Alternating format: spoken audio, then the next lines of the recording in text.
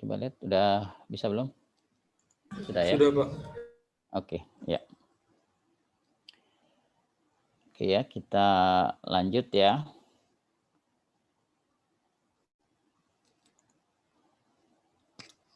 Jadi auditor diminta oleh yang akan menggunakan laporan keuangan untuk mengecek atau mengaudit ya. Kenapa? Karena yang akan menggunakan laporan keuangan ada jarak dengan yang menyiapkan laporan keuangan antara lainnya, di samping data juga kompleks dan dikhawatirkan juga ada motif-motif yang kurang baik ya, sehingga pengguna laporan keuangan belum begitu mantap untuk membaca dan menggunakan informasi keuangan yang disiapkan tersebut untuk pembuatan keputusan. Nah, dia akan minta auditor ya untuk mengecek ya, walaupun yang menyiapkan laporan keuangan dalam hal ini manajemen yang sudah menyatakan bahwa laporan keuangan tanggung jawab dia dan dia sudah menyajikan apa adanya, sudah menyajikan sesuai dengan standar ya. Semua informasi penting tidak ada yang disembunyikan ya. Namun itu juga masih belum cukup ya. Karena tadi ada jarak, dikhawatirkan juga ada motif ya dari yang pemberi informasi. Sehingga perlu dilakukanlah audit ya. Yang kita lihat definisi dari auditing adalah kegiatan mengumpulkan dan mengevaluasi bukti-bukti mengenai informasi untuk menentukan dan melaporkan tingkat kesesuaian antara informasi dengan kriteria yang telah ditetapkan ya. Sehingga kegiatan audit ya setelah menerima laporan keuangan, tentu kegiatan audit dilakukan dengan mengumpulkan bukti kemudian dievaluasi ya. Pertemuan kali ini kita akan memfokuskan pada bukti karena kegiatan audit adalah mengumpulkan bukti ya, sehingga kita perlu paham ya bukti apa, bagaimana memahami tentang bukti yang memang bisa membuat kesimpulan audit nantinya ya. Jadi pekerjaan audit adalah mengumpulkan bukti ya, mengevaluasinya ya, kemudian menentukan dan melaporkan ya, apakah informasi yang diperoleh tersebut ya sesuai dengan enggak kriteria yang telah ditetapkan. Jadi dasar pembuatan keputusannya adalah dari hasil pengumpulan dan evaluasian bukti-bukti ya. Itu kegiatan audit ya. Itu membandingkan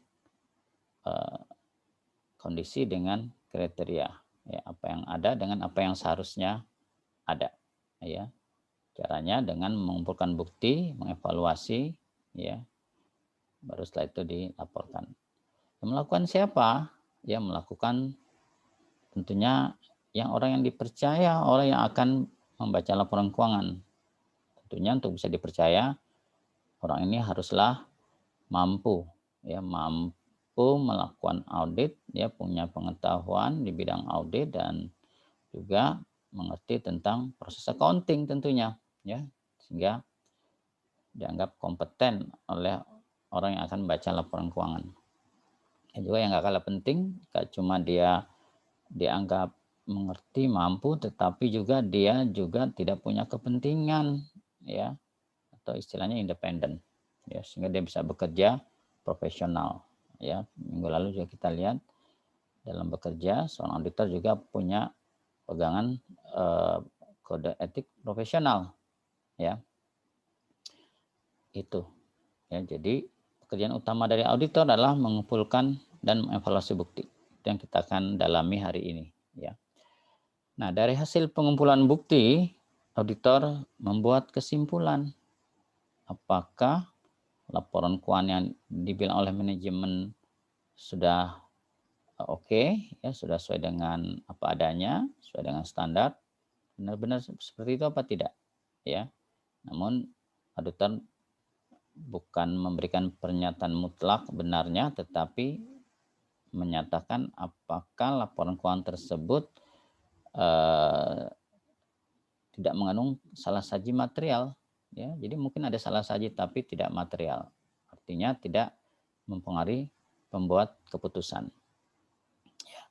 Sehingga kita akan lihat di dalam laporan keuangan perusahaan didahului dulu dengan pernyataan dari auditor independen, sehingga diharapkan dengan ada 1-2 halaman pernyataan dari auditor independen ini, yang akan baca laporan keuangan perusahaan lebih percaya, ya, lebih yakin, ya, berkurang keraguannya, akan tidak ragu, ya.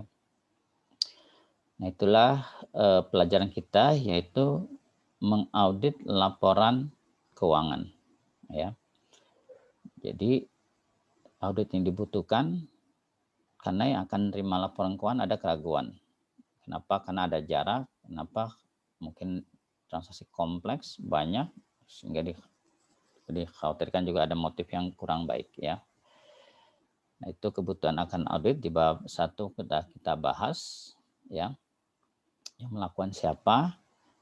Yang melakukan adalah auditor yang kerjanya di kantor akuntan publik, yang jasanya kita bahas minggu lalu bukan cuma mengaudit, tapi juga ada jasa-jasa lainnya, ya. Nah, dalam audit tadi kita udah clear bahwa auditor berpegang kepada standar audit, ya, standar audit tentunya yang diberlakukan Indonesia yang terbitkan oleh IAPI, ya. Nah, dalam mengaudit laporan keuangan tentunya acuannya ke standar akuntansi keuangan, ya. Nah, itulah dalam proses auditnya dengan cara mengumpulkan bukti, ya. Ini informasi dalam bentuk laporan keuangan sesuai nggak dengan underlying transaksinya, sesuai nggak dengan penyajian sesuai dengan standar akuntansinya. Nah, atas dasar bukti yang dikumpulkan itulah, ya, evaluasi auditor menerbitkan 1-2 halaman tadi, ya, sehingga laporan keuangan ini oke. Karena sudah ada pernyataan dari auditor, ya, semacam stempel dari auditor, sehingga pembaca laporan keuangan lebih percaya, ya. Dalam kalimat sederhananya, kualitas informasi dalam laporan keuangan lebih dipercaya atau meningkat, ya. Itu audit, ya. Nah, tadi kita sudah lihat tanggung jawab manajemen menyiapkan laporan keuangan, ya, sesuai dengan kondisi sesungguhnya, sesuai dengan standar, menyajikan informasi yang penting, tidak ada yang dihilangkan, ya. Nah, itu tanggung jawab manajemen. Tanggung jawab audit apa? Tanggung jawab audit, ya, menyatakan pendapat, ya, seperti kita lihat tadi di statement auditornya. Apakah laporan keuangan yang disiapkan oleh manajemen ini sudah oke, atau dengan kalimat opininya bebas dari salah saji material, ya. Nah, itulah tujuan daripada audit, yaitu menyatakan apakah laporan keuangan bebas dari salah saji material, ya. Nah, ini bagaimana auditor melakukan proses auditnya, melakukan proses pengumpulan bukti-buktinya. Nah, tentunya transaksinya banyak di dalam perusahaan, ya. Mungkin ribuan, puluhan ribu, mungkin jutaan, ya, tergantung besar kecil perusahaan. Akunnya juga banyak sekali, ya. Auditor bisa dalam rangka lebih sistematis dalam dia melakukan proses auditnya, dia membagi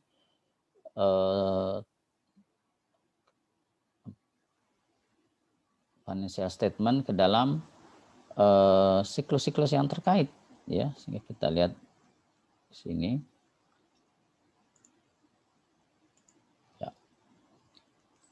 Nah, Kalau kita lihat laporan keuangan kan disusun dari neraca saldo ya, dan neraca saldo ini dibuat laporan laba rugi, neraca, dan laporan lainnya. Akunnya banyak ya, transaksi masing-masing akun mungkin juga banyak sekali. Nah, auditor membagi transaksi-transaksi tersebut ke dalam siklus-siklus ya, sehingga auditor bisa melihat dalam satu transaksi yang saling terkait seperti apa ya. Misalnya pada saat perusahaan membutuhkan dana, mungkin akan peroleh dana dari pemegang saham, kemudian juga mungkin dari menerbitkan obligasi atau dari bank. Tentunya ada akun-akun yang terkaitnya ya, dari kas, kemudian akun modal, akun hutang, akun bunga, akun dividen ya. Satu kesatuan, kemudian juga udah punya uang, perusahaan mungkin perlu membeli aset ya, punya aset perlu disusutkan ya.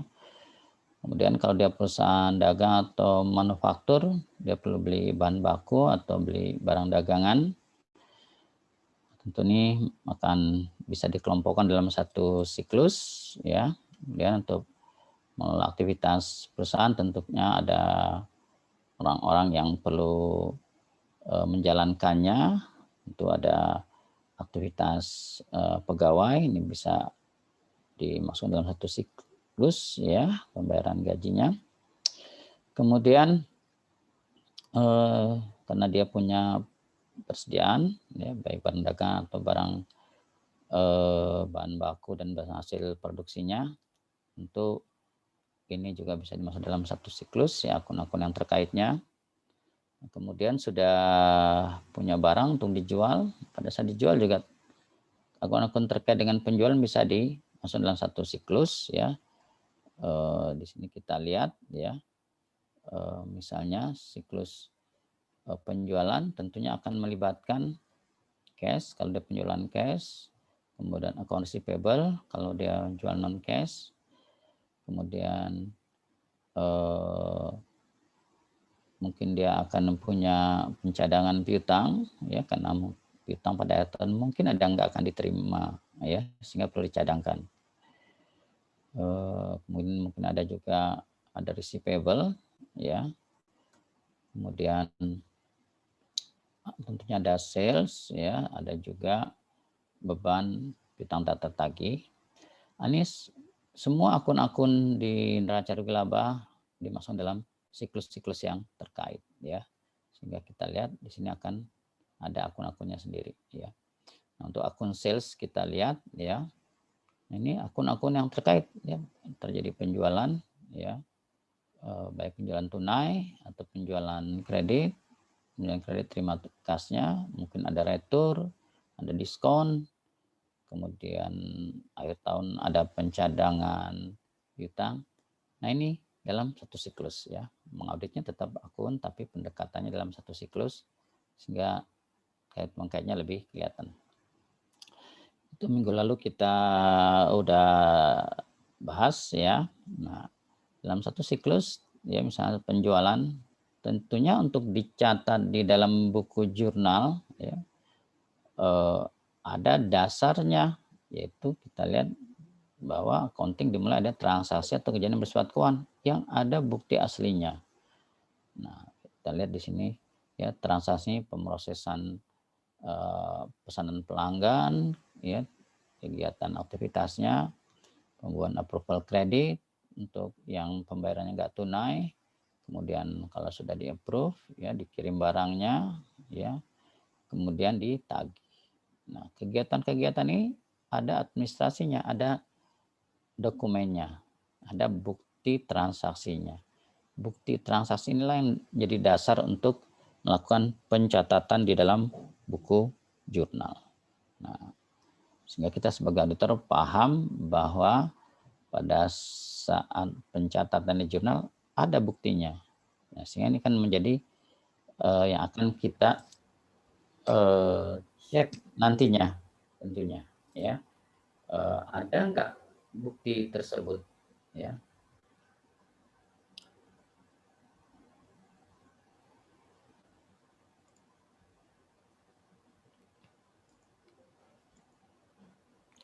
Ya,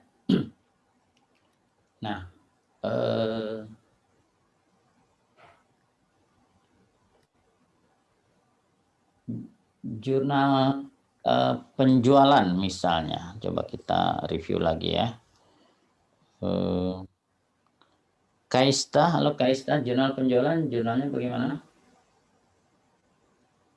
Ya Pak, kalau penjualan cash terhadap sell atau account receivable terhadap sales. Account receivable terhadap sales. Ya, sehingga dokumen yang akan muncul, yang perlu ada? Mohon maaf Pak, bisa ulang lagi? Nah, untuk mencatat penjualan tentu kan ada bukti akuntansinya. Nah, bukti akuntansi untuk mencatatnya apa? Invoice Pak? Invoice, kemudian dilampirkan dengan nih, shipping dokumen. Ya, kita lihat di sini ya, invoice, dilampirkan shipping dokumen. Dilampirkan juga ada customer order atau sales order. Ya, kadang-kadang ini satu formulir. Kadang-kadang formulir yang berbeda ya, sehingga pada saat nanti kita mengaudit kita akan melihat apakah sales itu memang ada apa tidak, ada nggak dokumennya ya, ada invoice-nya apa nggak tiba-tiba langsung jurnal ya. Oke ya, terima kasih ya. Nah, sehingga transaksi-transaksi itu dicatat di buku jurnal ya, ada backup dokumen atau bukti transaksinya. Nah, kita sebagai auditor paham itu, nanti kita akan cek benar nggak ada backup dokumennya ya, kalau ada sehingga kita bisa lebih yakin.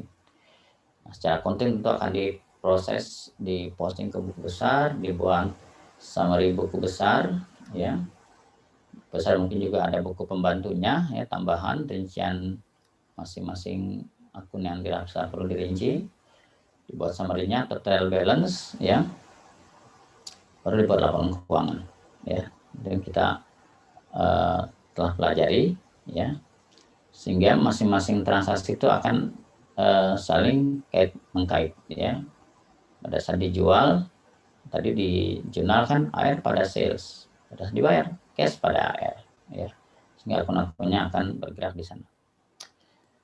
Itu telah kita bagi dalam siklus ya. Jadi tanggung jawab manajemen menyiapkan laporan keuangan ya, tanggung jawab auditor mengecek ya, mengaudit laporan keuangan tersebut ya. Karena transaksinya banyak, akunnya banyak, auditor membagi-bagi dalam siklus-siklus ya, sehingga diharapkan lebih sistematis dalam melakukan pengecekannya.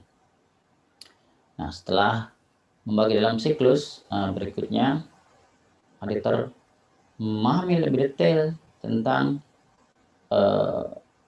surat yang tadi ya, namanya pernyataan manajemen atau manajemen assertion ya. Nah, pernyataan manajemen yang menyatakan bahwa laporan keuangan itu oke ya. Nah, oleh auditor kita kelompokkan dalam dua, yaitu terkait dengan transaksi ya, bahwa pencatatan itu tentunya dimulai dari transaksi yang terjadi ya. Nah, kemudian terkait dengan saldo ya, bahwa saldo yang ada hal itu tentu yang menjadi dasar menyusun laporan keuangan. Nah, terkait dengan transaksi ya, manajemen kan bilang laporan keuangan memang apa adanya. Nah, auditor mendetailkan bahwa jurnal yang dicatat di dalam perusahaan itu mengandung arti dari pernyataan manajemen memang terjadi. Semua transaksi yang terjadi oleh manajemen dicatat atau completeness di sini, dan pencatatannya akurat ya, dan seterusnya ya, termasuk waktu pencatatannya tepat ya, terutama di akhir tahun tidak ada yang dicatat lebih awal, jadi membesar transaksi tahun yang akan diaudit atau dimundurkan ke tahun berikutnya. Dan termasuk ada presentation-nya ya, artinya misalnya persediaan atau tanah itu dijaminkan untuk utang, tentu ada penjelasan atau catatan yang terkait dengan itu. Nah, ini rincian dari pernyataan manajemen terkait dengan transaksi, ya. Jadi pernyataan manajemen terkait dengan transaksi mengandung pernyataan seperti ini. Inilah yang menjadi concern auditor, ya, karena auditor diminta untuk mengecek betul nggak ini pernyataan manajemen bahwa laporan keuangan oke. Yang rinciannya bahwa terkait dengan transaksi terjadi lengkap, akurat, dan seterusnya. Ini akan menjadi tujuan umum daripada audit, ya. Audit, nah terkait dengan misalnya transaksi penjualan, nah itulah menjadi tujuan khusus daripada audit. Apakah penjualan itu memang terjadi dalam arti memang terjadi pengiriman barang, bukan nggak terjadi pengiriman barang tetapi dicatat, ya. Kemudian semua barang-barang yang dikirim customer, ya, memang juga dicatat, nggak ada yang nggak dicatat, nggak ada yang disembunyikan, ya. Menyatatnya juga sesuai, ya, quantity, price-nya, ya, ditagih sesuai dengan volume dan harga per unitnya, dan dicatat juga sebesar itu, ya, termasuk pencatatan ke buku-buku yang terkait, ya, misalnya perlu buku tambahan seperti kondisi payable juga ada buku tambahannya. Itu tujuan khusus daripada audit terkait dengan transaksi, ya. Ini akan dipikirkan oleh auditor nanti bagaimana mencapai tujuan yang minggu lalu sudah dikerjakan oleh semua kelompok, ya. Bagaimana langkah-langkah mencapai tujuan khusus ini. Nah, terkait dengan saldo juga sama, ya, dan laporan keuangan, ya, ada neraca, ada laba, juga mengandung pernyataan manajemen bahwa itu sudah sesuai, ya, oleh auditor, yang dimaksud sesuai itu manajemen menyatakan misalnya di neraca ada kas 10 miliar, itu memang kasnya ada 10 miliar, eksis. Ya. Kalau transaksi kan terjadi, tapi kalau saldo memang ada. Ya. Bukan 2 miliar. Halo ya. Maaf Pak, izin suaranya Bapak double. Kayaknya 2 device. Oh ya. Coba jadi agak kurang jelas. Maaf. Ya, sorry. Makasih. Belum saya mute yang satu. Oh ya. Oke, kita lanjut ya. Jadi kalau di laporan keuangan, ya, di angka kas 10 miliar, itu memang ada 10 miliar. Bukan cuma 6 miliar dilaporkan 10 miliar. Ya. Itu mengandung arti pernyataan manajemen bahwa kas memang ada. Itu menjadi tujuan umum auditor pada saat mengaudit misalnya saldo kas, ya. Itu menjadi tujuan khusus dari kas, bahwa kita sebagai auditor akan membuktikan nantinya pernyataan manajemen bahwa kas itu ada 10 miliar, betul apa enggak. Nah, itu jadi tujuan audit kita. Kemudian completeness, ya, dari pernyataan manajemen, ya, terkait dengan saldo terkandung makna bahwa kas memang 10 miliar, bukan 12 miliar, tapi hanya dilaporkan 10 miliar. Ya, memang semua dilaporkan di dalam akun kas, ya. Ini menjadi tujuan audit khusus kita, ya, bahwa kita ingin membuktikan pernyataan manajemen tersebut apakah memang semua kas yang ada sudah dilaporkan di dalam neraca yang 12 miliar tadi, yang 10 miliar tadi, ya. Dan seterusnya, ya. Jadi setelah kita auditor nih minggu lalu, ya, memahami tujuan dan tanggung jawab audit, yaitu menyatakan pendapat, ya, terhadap kewajaran laporan keuangan. Kemudian auditor, ya, kita akan membagi transaksi dan akun yang banyak dalam siklus-siklus, ya, yang saling terkait. Kita kelompokan dalam siklus yang terkait, ya, sehingga diharapkan kita bisa lebih sistematis mengauditnya. Setelah itu kita pahami, ya, yang contoh tadi kita lihat pernyataan manajemen yang tersurat itu tentang data materai. Nah, itu mengandung maksud bahwa terkait dengan transaksi itu terjadi lengkap, akurat. Terkait dengan saldo itu ada, lengkap, akurat, ya. Itu pernyataan manajemen, itu menjadi tujuan umum audit kita. Dan terkait dengan misalnya saldo yang akan kita audit, nah itu kita menjadi tujuan audit khusus kita terkait dengan saldo kas tadi misalnya, ya. Apakah memang kas 10 miliar itu ada, apakah kas yang 10 miliar itu memang sudah seluruh memang itu yang dimiliki oleh perusahaan, nggak ada yang nggak dilaporkan, apakah memang kas juga dicatat secara tepat, ya, misalnya ada surat-surat berharga yang bukan kas atau yang memang harusnya kas sudah dimasukkan segala macam, ya. Dan itu juga milik perusahaan, ya, kasnya, ya, bukan kas dari yang lain-lainnya, ya. Termasuk ada pesan-pesan disclosure-nya, misalnya harus diblok untuk jaminan pembayaran utang, ya, juga diinformasikan. Nah, itu setelah kita tahu tujuan khusus kita, ya, tentunya kemarin sudah dikerjakan semua kelompok memikirkan bagaimana langkah-langkahnya, ya. Beda orang, beda kelompok mungkin bisa beda-beda langkahnya, nggak masalah. Yang jelas apapun langkahnya, tujuan khusus itu bisa dicapai. Nah, karena audit ini tadi transaksinya banyak, buktinya juga yang harus dikumpulkan banyak, tentunya perlu dilakukan perencanaan dengan baik, ya, supaya waktu audit yang terbatas, fee audit tertentu juga bisa mengcover kegiatan audit tersebut, ya. Nah, dalam perencanaan audit ini kita lihat di sampingnya itu ada beberapa yang perlu dilakukan, ya. Nanti di pertemuan berikutnya kita bahas lebih detail, ya. Kemudian setelah fase perencanaan kita ada fase kedua, ya, yaitu melakukan pengujian terhadap pengendalian internal yang ada dan juga pengujian substantif transaksi, ya. Apa yang dilakukan, ya, sama nih kita lihat di bagian berikutnya, ya.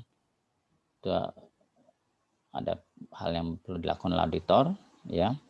Yang diharapkan dari hasil pengujian pengendalian dan substantivitas of transaction, langkah berikutnya yaitu melakukan prosedur analitis, ya, sehingga test audit of balance yang menyita banyak waktu bisa lebih dikendalikan, sehingga kalau hasil tes sebelumnya baik, mungkin jumlah yang akan dilakukan pengujian, ya, sampelnya mungkin bisa diperkecil, ya. Kalau misalnya perusahaan punya 100 lokasi penyimpanan barang, ya mungkin karena pengendaliannya bagus tidak perlu sampai 50, mungkin 20 tempat aja auditor sudah bisa yakin. Sehingga tahap berikutnya melakukan penyelesaian audit dan menerbitkan laporan audit, ya. Inilah tahapan-tahapan dalam melakukan audit. Tapi secara teknisnya tadi tujuan khusus audit, nah, itu dipikirkan bagaimana mencapainya. Itu jadilah langkah-langkah seperti yang sudah dikerjakan semua kelompok. Hasil pengerjaan langkah-langkah ini itu kan kita akan pelajari ini, yaitu itulah bukti audit. Itulah pekerjaan auditor dalam melakukan pekerjaan auditnya. Itu mengumpulkan bukti, ya. Jadi setelah dibuat langkah-langkahnya dijalankan, nah itulah bukti audit yang didapat, ya. Nah, bukti audit ini langkah-langkahnya, ya. Nah, macam-macam. Ini salah satu contoh dari bukti audit, ya.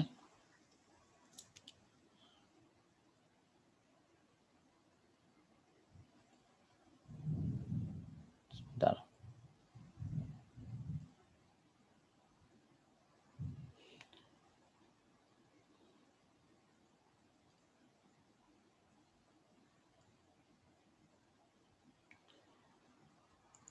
Ya, ini contoh bukti audit lainnya, ya.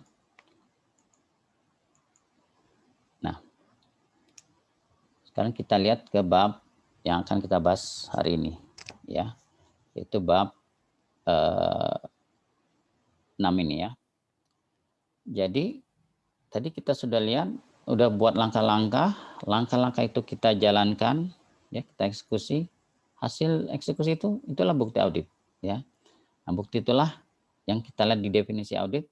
Itu pekerjaan auditor, itu mengumpulkan bukti, mengevaluasi bukti, kemudian melaporkan kesesuaian antara informasi dengan establish kriterianya, ya. Sehingga sesuai dengan standar, ya, kita laporkan seperti itu, ya. Jadi bukti itu apa? Ya, di sini kita definisinya, bukti itu adalah informasi yang digunakan auditor untuk menentukan apakah informasi yang diaudit, ya, misalnya laporan keuangan, itu telah sesuai enggak dengan kriteria yang ada, misalnya standar akuntansi keuangan, ya.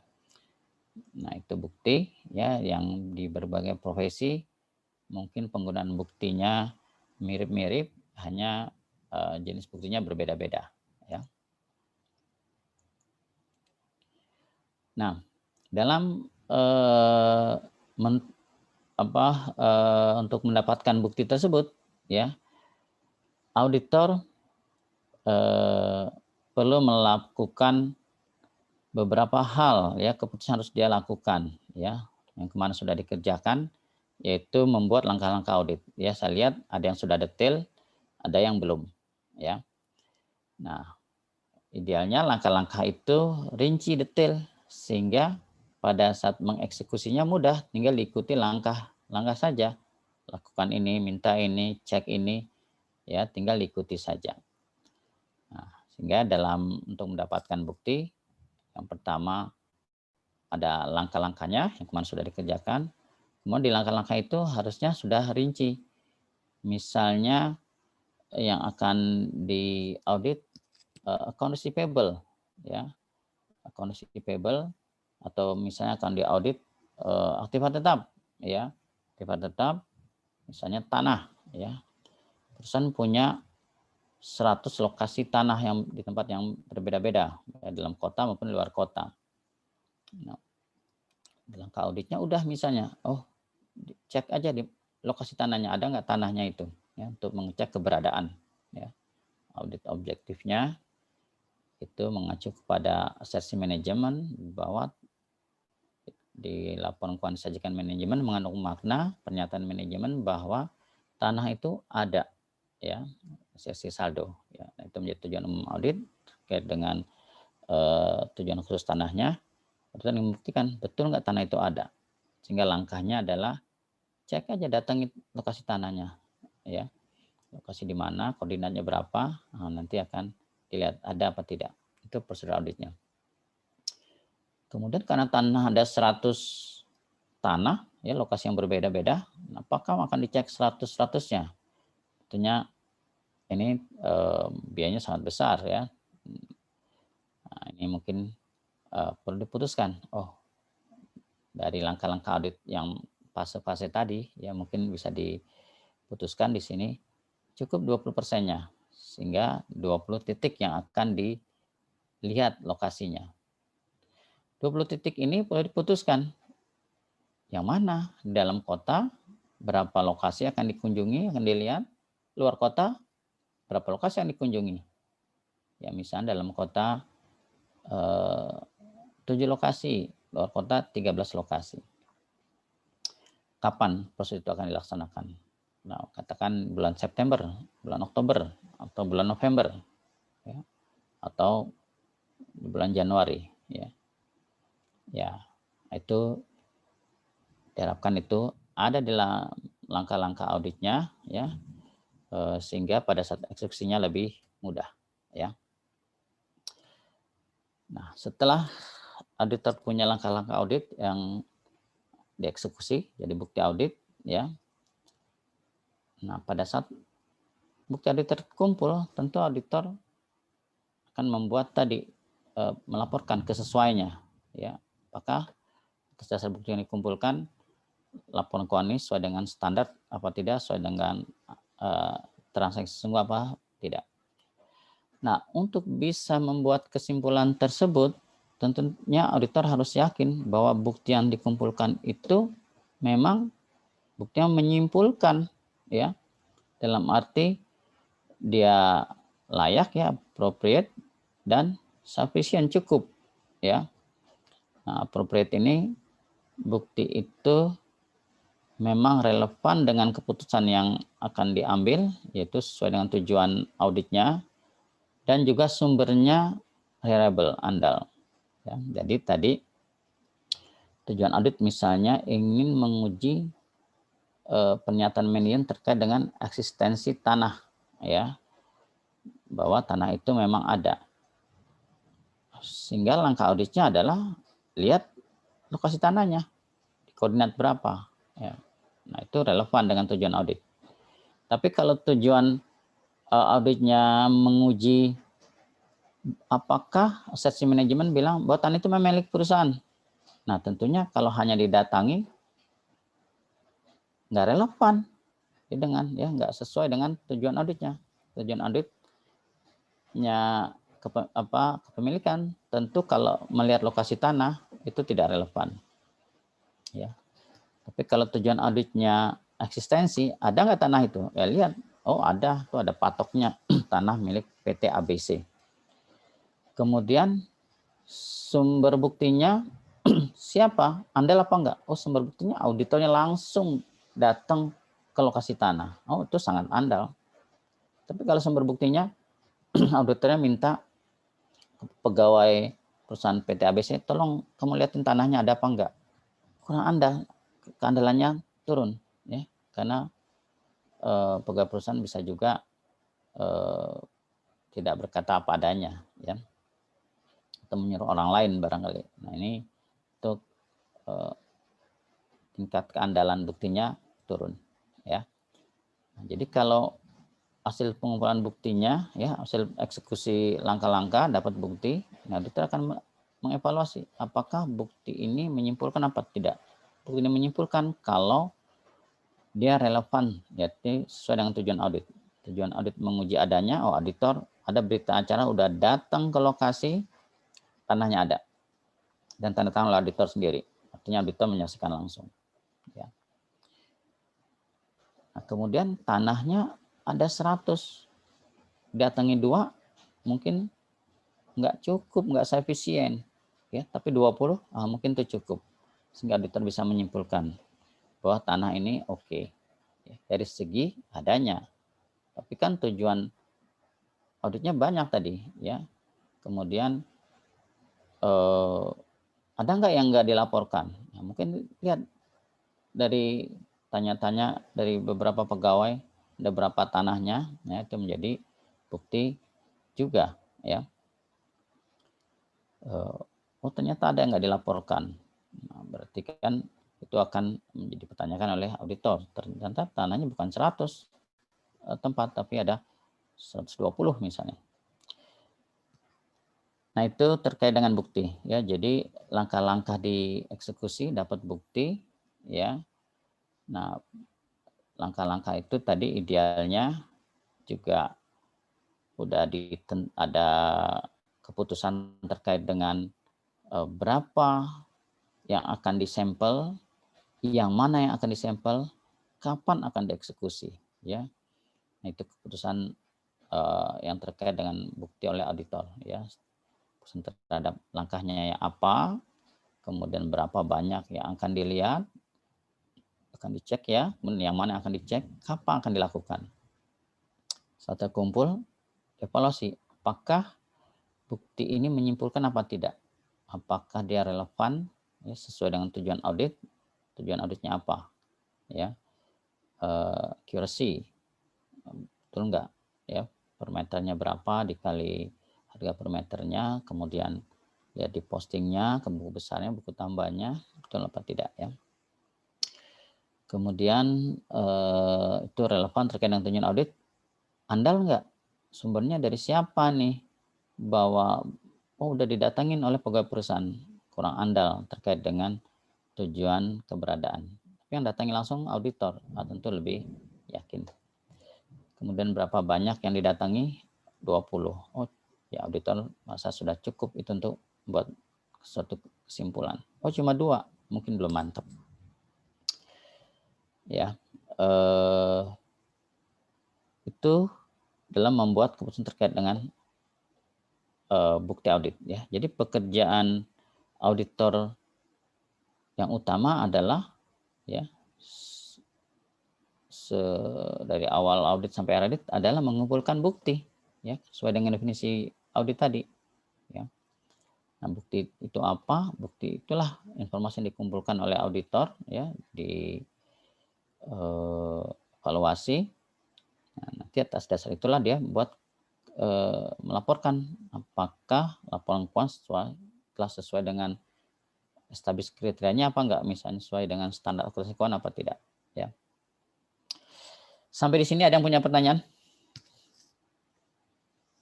Baik yang terkait yang minggu lalu maupun yang sampai hari ini, yaitu bukti. Kalau enggak ada, coba Kaista. Halo Kaista. Ya, Pak. Iya, bisa direview yang tadi disampaikan.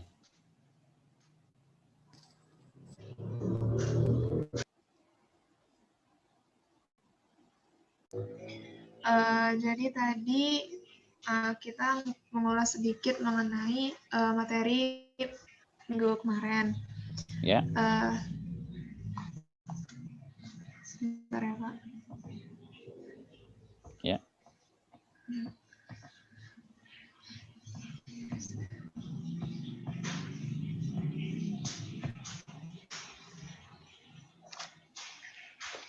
Kalau kemarin kita fokusnya tentang asersi dan juga tujuan audit umum transaksi, berkait transaksi, tujuan khususnya bagaimana, tujuan audit umum berkait saldo, dan juga tujuan khususnya bagaimana.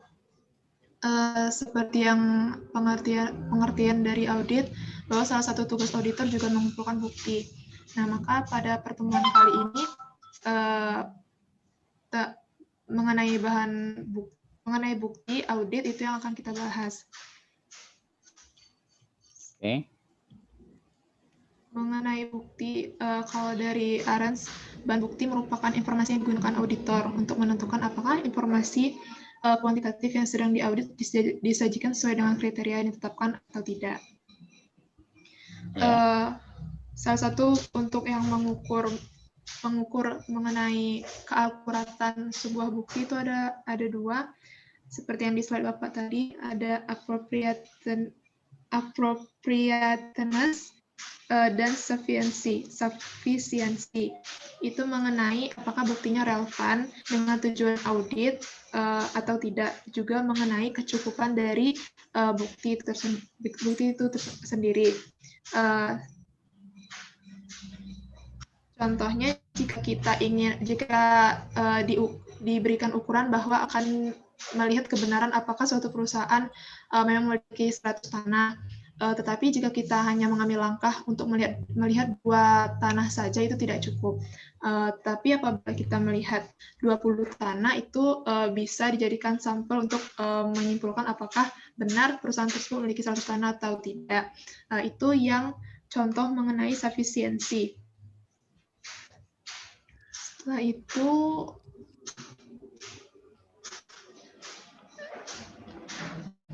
mengenai keputusan bukti audit. Jadi auditor dalam mengambil keputusan langkah demi langkahnya itu harus terperinci supaya pada saat eksekusi itu jelas apa saja langkah-langkah yang akan diambil.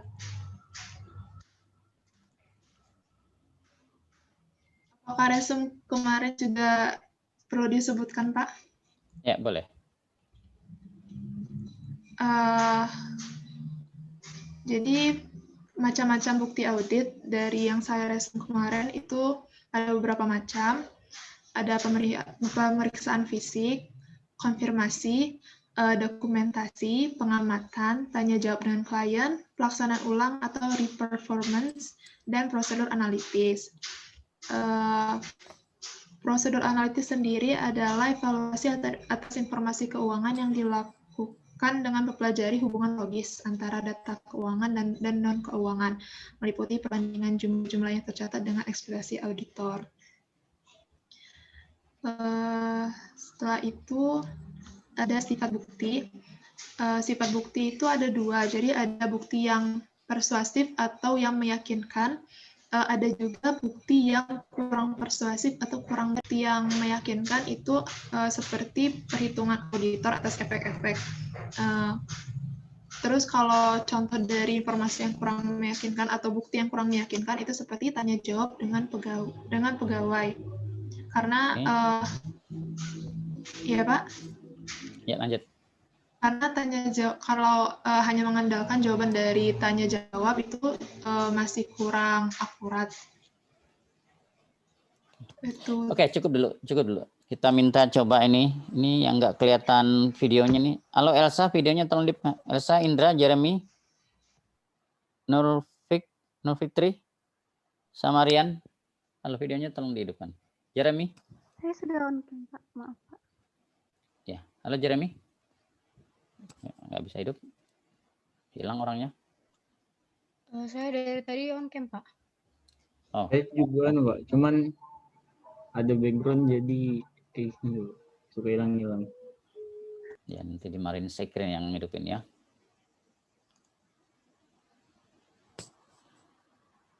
Elsa udah hidupin ya? Udah, oke. Ya. Ya, coba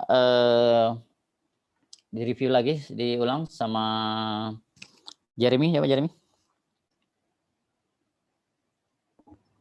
Maaf Pak, itu Jeremy tadi izin ke toilet Pak. Kalau yang izin ke toilet ada chatnya nggak? Coba saya lihat, kok nggak kelihatan chatnya. Ada Pak, ya, tadi jam 3.48. Sebentar. Iya, izin ke toilet ya. Ya, oke. Kalau gitu kita minta Nur Fitri. Oh iya Pak.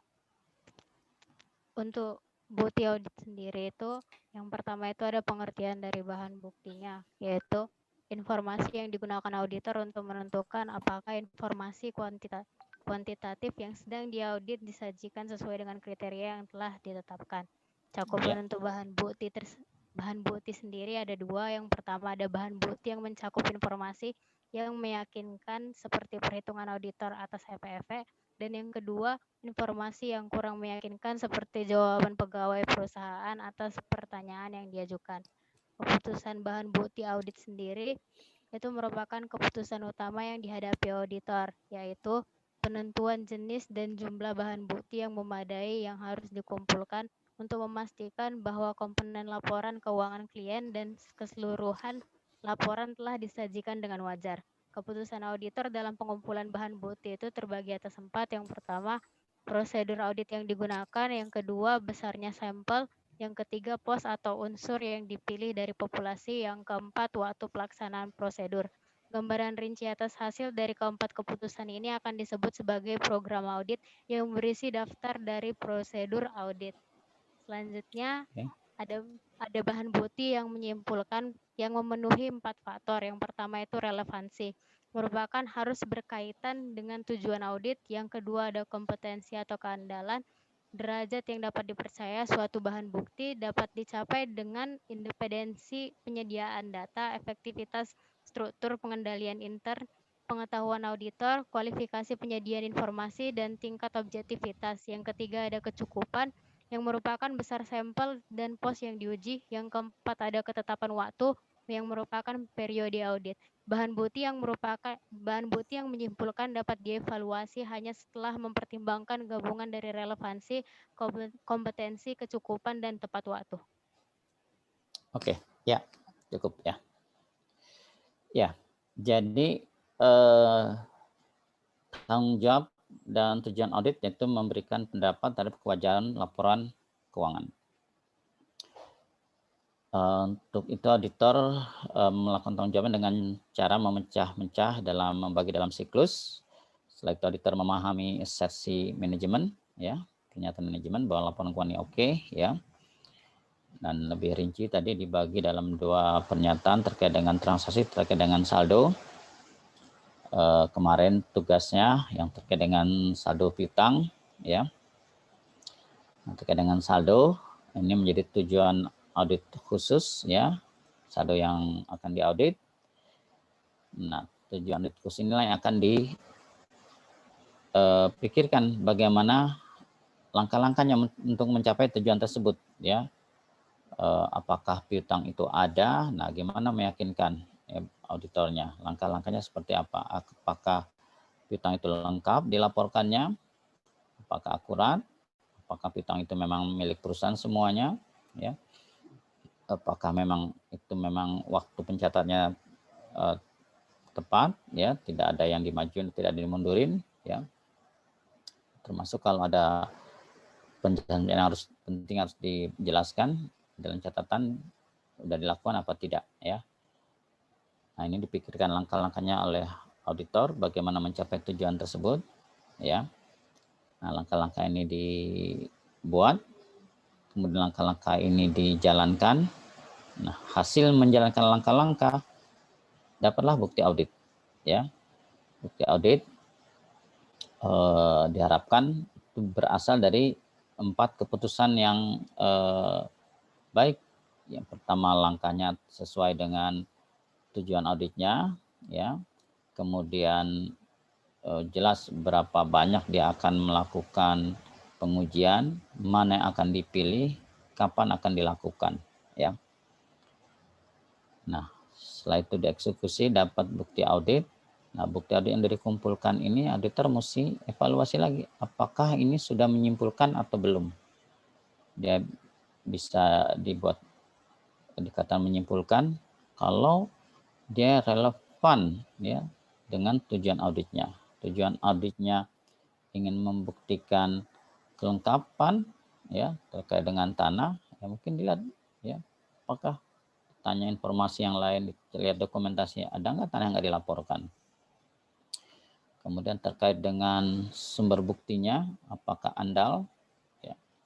Nah, tentunya kalau misalnya yang menyediakan informasi itu orang yang independen, tentunya auditor lebih percaya, lebih andal bukti tersebut, ya. Kemudian kalau perusahaan hasil pengujian pengendaliannya bagus, tentu buktinya lebih dipercaya oleh auditor. Auditor lebih mantap dalam membuat kesimpulannya. Apalagi kalau bukti itu langsung auditor yang dapatkan, ya. Misalnya dicek langsung atau dihitung ulang oleh auditor atau dilakukan penelusuran ulang oleh auditor langsung, tentu auditor lebih yakin, ya, udah relevan, udah andal, kemudian jumlahnya cukup, ya. Tadi kalau ada 100 diuji 2 mungkin auditor belum mantap, tapi diuji 20, ya, dan beberapa pertimbangan sehingga auditor merasa cukup, sehingga bukti itu bisa membuat kesimpulan audit. Apakah misalnya ini tanah oke apa tidak, wajar apa tidak, piutang wajar apa tidak, ya. Nah, bukti yang dikumpulkan itu bisa dikelompokkan dalam beberapa jenis bukti, ya, hasil eksekusi langkah-langkah tadi, ya. Kalau dalam bentuk pemeriksaan fisik langsung ke lokasi tadi tanah misalnya, itu masuk jenis bukti fisik, ya. Kemudian kalau ditanya ke misalnya BPN, apakah tanah ini milik PT ABC, itu jawabannya merupakan bukti dalam jenis konfirmasi. Kemudian kalau auditor mengecek dokumen kepemilikan, dokumen pembeliannya, itu masuk bukti inspection, ya, jenisnya. Kemudian kalau auditornya melakukan analisis, ya, membandingkan satu angka tahun ini dengan tahun lalu dengan perusahaan lain dan sejenis, ini namanya bukti prosedur analitis, ya. Dan kadang auditor juga menanya dengan pihak-pihak terkait termasuk dengan pegawai perusahaan. Nah, didokumentasikan hasil tanya jawabnya, namanya bukti tanya jawab ya, bukti inquiry. Dan juga kadang-kadang hasil perhitungan misalnya pensutan atau pencadangan piutang, perusahaan auditor menghitung ulang ya mungkin dengan Excel lebih mudah sekarang. Nah, itu hasil perhitungan ulang itulah namanya bukti recalculation ya. Kemudian auditor mungkin beberapa transaksi diikuti ya prosesnya sampai pencatatan ke buku besar, ke buku tambahannya. Nah, itu namanya reperformance buktinya. Nah, kalau auditor mengamati ya pegawai perusahaan yang melakukan satu kegiatan, misalnya perhitungan fisik persediaan atau perhitungan uang kalau di uang atau dokumen, itu namanya observasi kelompok buktinya ya. Nah, jadi kegiatan-kegiatan dari hasil langkah-langkah audit tadi dapat bukti audit. Bukti audit bisa dikelompokkan dalam beberapa jenis bukti ini ya, yang mana intinya kombinasi bukti inilah yang nanti auditor akan membuat keputusan ya, apakah laporan keuangan secara keseluruhan ya, secara keseluruhan oke apa tidak, wajar apa tidak. Jadi auditor tidak memberikan kepastian yang mutlak ya, benar misalnya, tapi hanya memberikan wajar, tidak mengandung salah saji material. Nah, idealnya langkah-langkahnya rinci ya, sehingga mudah diikuti ya. Ini di buku Arens ya ada contoh istilah termnya yang mungkin kalau nanti di praktikum audit mungkin agak berbeda istilahnya sedikit ya, mungkin beda kantor angkutan ada perbedaan dalam menggunakan istilah sedikit ya, bisa saja, tapi intinya diharapkan langkah-langkah inilah yang akan digunakan dalam membuat langkah-langkah audit ya yang baku, sehingga orang juga yang berbeda bisa memahami ya. Nah, ini bisa kita lihat ya tadi bahwa keputusan tentang bukti ya itu menjadi penting bagi auditor ya. Karena itulah nanti akan diperoleh apakah bukti itu bisa auditor yakinkan untuk dasar membuat keputusan ya, bukti yang menyimpulkan ya. Nah, ini ada tabel yang bisa kita lihat tingkat keandalan satu bukti ya, lihat dari situasinya. Tentunya secara umum kalau auditor yang melihat langsung ya tentu sangat tinggi ini keyakinan auditornya ya. Kemudian bukti yang berasal dari pengendalian yang baik tentu auditor lebih yakin ya. Termasuk bukti yang berasal dari sumber yang independen ya, tentu auditor juga lebih yakin juga ya. Nah, itu yang banyak sekarang digunakan juga adalah bukti analitis ya untuk audit. Di tahap awal audit sama tahap akhir audit itu ada prosedur wajib, yaitu prosedur analitis wajib ya. Kalau dalam pelaksanaan audit boleh digunakan, boleh tidak, tapi dalam prakteknya mungkin banyak auditor yang menggunakan ya bukti analitis ini karena bukti ini murah dan relatif cepat bisa diperolehnya ya. Cukup dengan melakukan analisis auditor bisa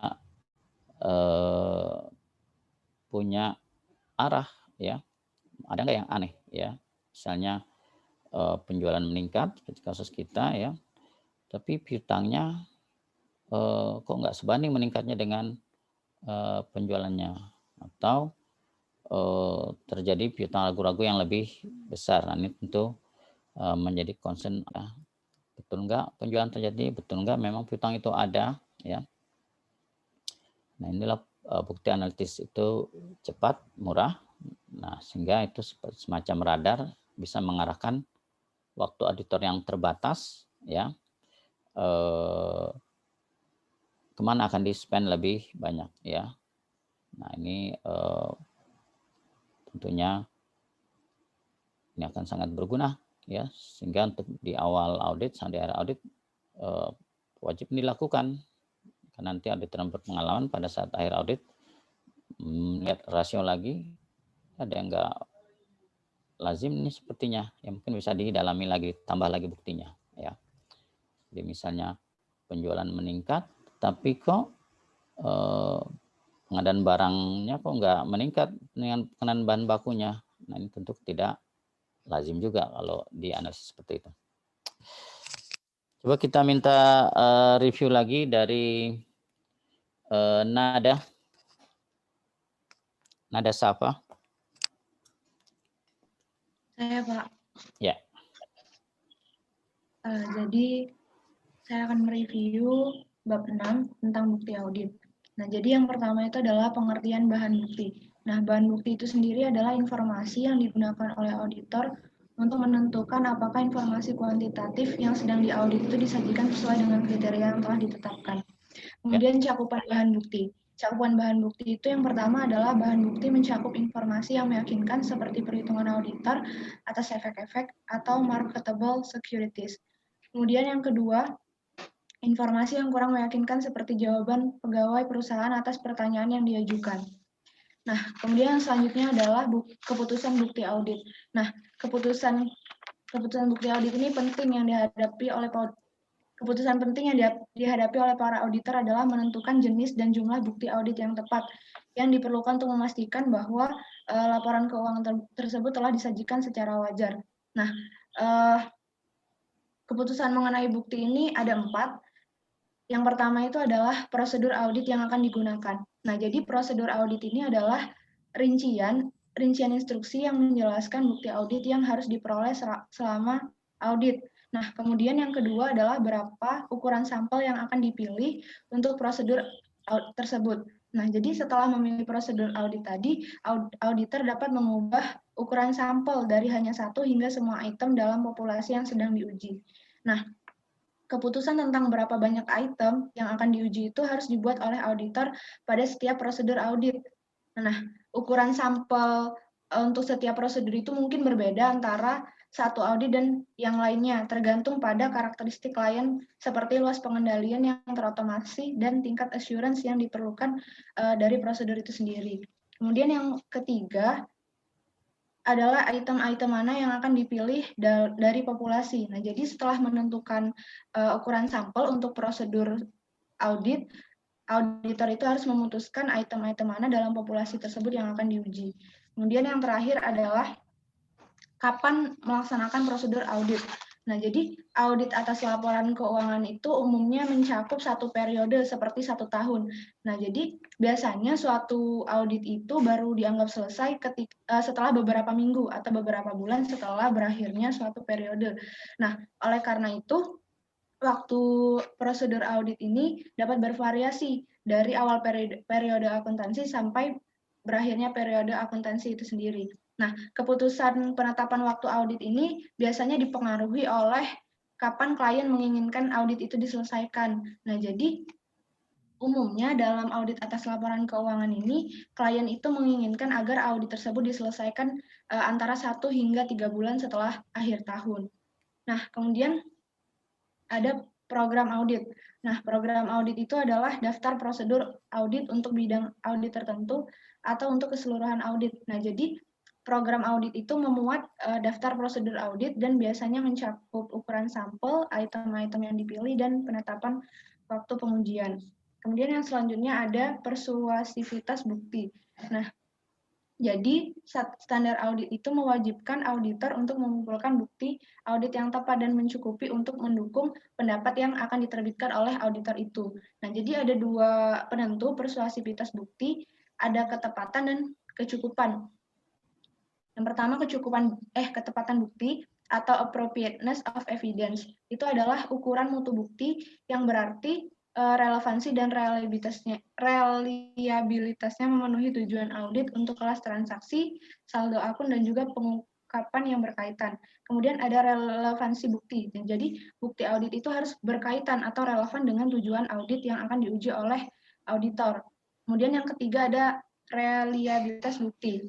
Jadi reliabilitas bukti ini mengacu pada tingkat di mana bukti tersebut dianggap dapat dipercaya atau layak dipercaya. Kemudian ada kecukupan. Kecukupan itu merupakan kuantitas bukti yang diperoleh oleh auditor.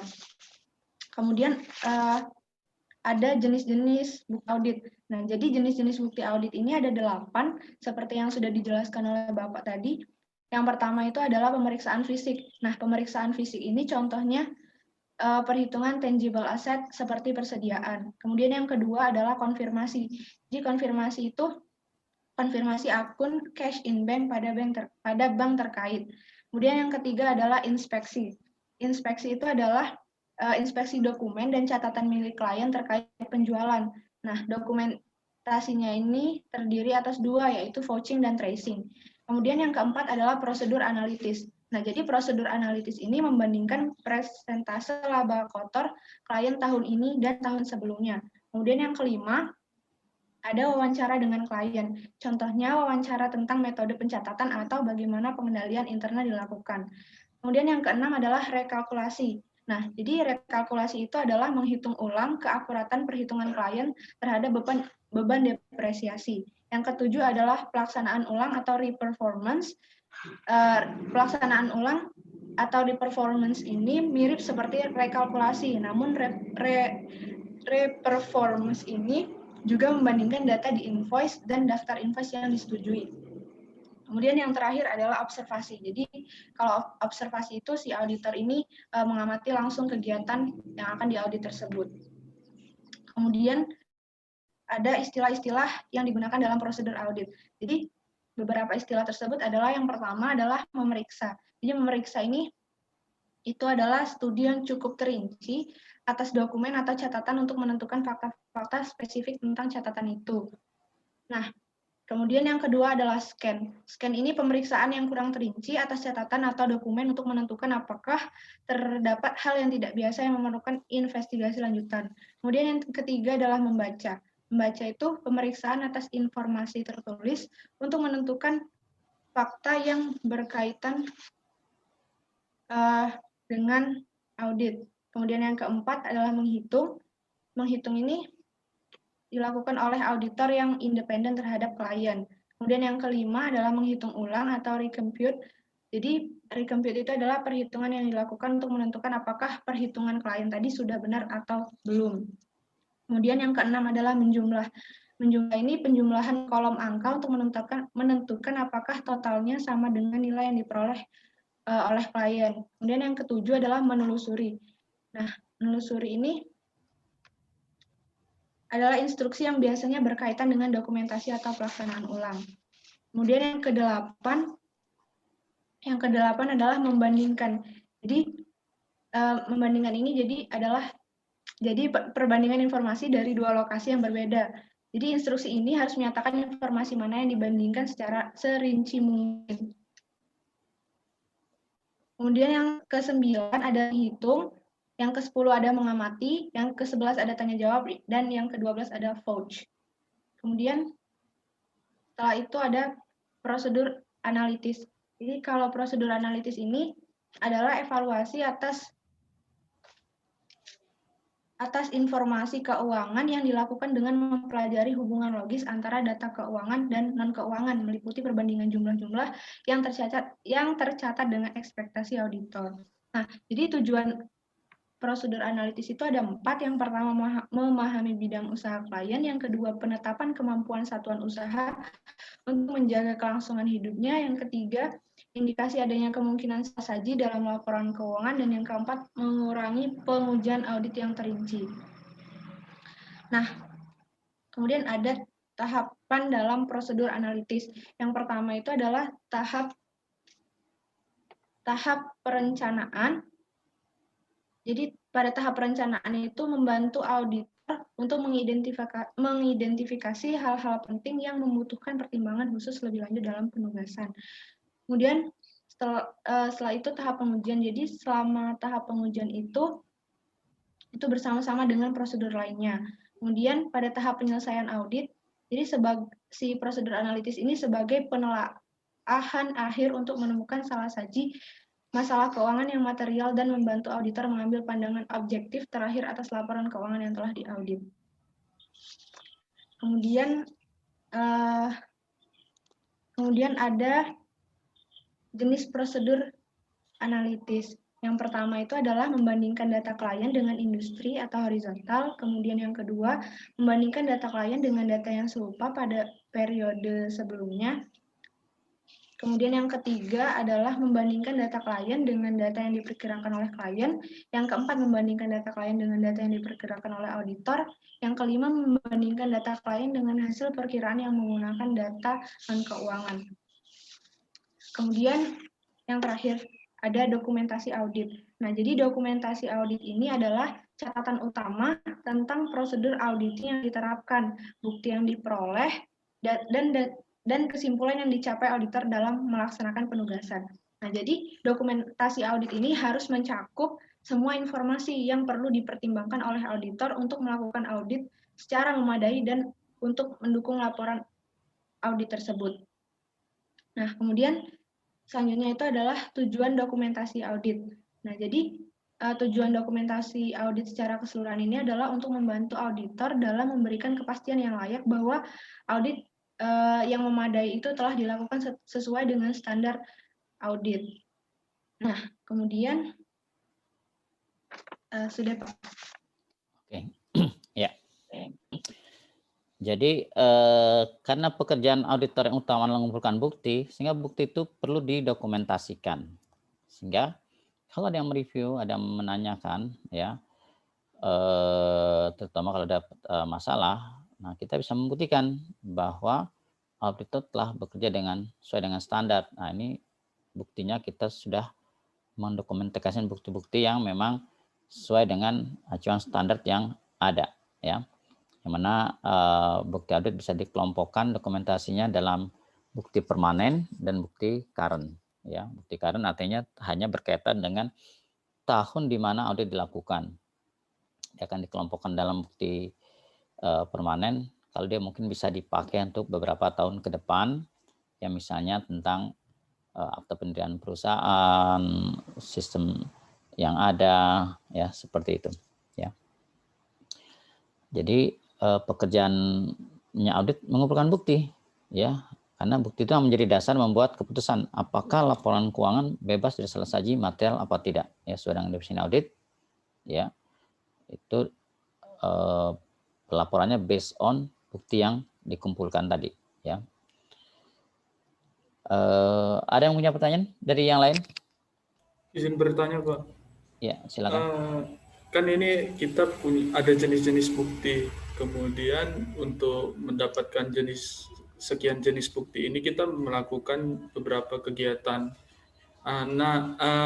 Dalam mengumpulkan jenis bukti ini, apakah kita bisa melakukan satu kegiatan untuk mendapatkan lebih dari satu jenis bukti, Pak? Biar waktu dan biayanya relatif lebih kecil gitu, Pak. Jadi kita ngerjain satu kegiatan aja untuk mendapatkan misalnya 2 jenis bukti. Apakah seperti itu bisa, Pak? Ya. Ya, jadi mungkin lebih tepatnya, ya,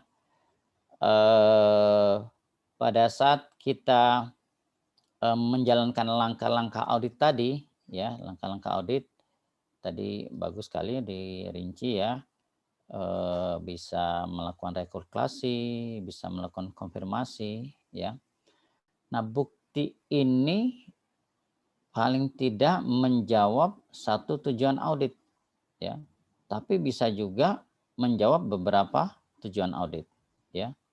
Jadi satu langkah audit, ya, dapat satu bukti audit itu bisa menjawab minimal satu tujuan audit, tapi bisa juga lebih dari satu, ya. Misalnya terkait dengan piutang, dilakukan permintaan konfirmasi ke yang punya utang, Ya, jawabannya itu kan berasal dari yang punya utang. Yang punya utangnya bilang, oh ya benar saya berutang. Nah itu tentu bisa menjawab apakah angkanya benar, akurasi, ya, apakah memang dia benar punya hutang, memang ada eksistensi, ya.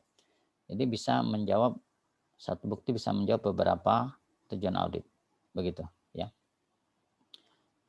Ada lagi yang punya pertanyaan? Jadi satu langkah minimal dapat satu bukti, ya. Satu bukti bisa mengcover minimal satu tujuan audit, tapi bisa juga beberapa tujuan audit, ya. Seperti itu. Misalnya tadi contohnya bukti konfirmasi. Tapi kalau kita perlu lihat nantinya apakah bukti ini misalnya tadi kita meriksa fisik ke lokasi tanah. Berarti itu hanya satu bukti fisikal, ya, bukti pemeriksaan fisik. Itu hanya bisa menjawab pertanyaan bahwa tanahnya itu ada, tapi tidak bisa menjawab apakah tanahnya milik perusahaan apa tidak, ya, belum bisa menjawab itu. Ya, jadi sehingga keputusan audit akan kombinasi bukti, ya, kombinasi bukti, ya, dari langkah-langkah yang ada langkah-langkah dibuat, dijalankan, dieksekusi, ya, dapat beberapa bukti. Nah, kombinasi bukti ini yang auditor bisa membuat kesimpulan, ya, baru bisa membuat kesimpulan apakah terkait dengan piutang, terkait dengan persediaan, terkait dengan kas, terkait dengan tanah, wajar apa tidak, ya. Karena tadi kan ada tujuan adanya, ya, kalau saldo, kalau transaksi terjadinya, ya, ada tujuan lengkapnya, ada tujuan akurasinya, ada tujuan timingnya, ya, ada tujuan kepemilikannya, ya, kalau aset, kalau utang kewajibannya, ya. Nah, sehingga akan ada beberapa bukti, kombinasi bukti inilah sehingga kita yakin akun ini wajar, transaksi ini wajar, begitu. Ada lagi?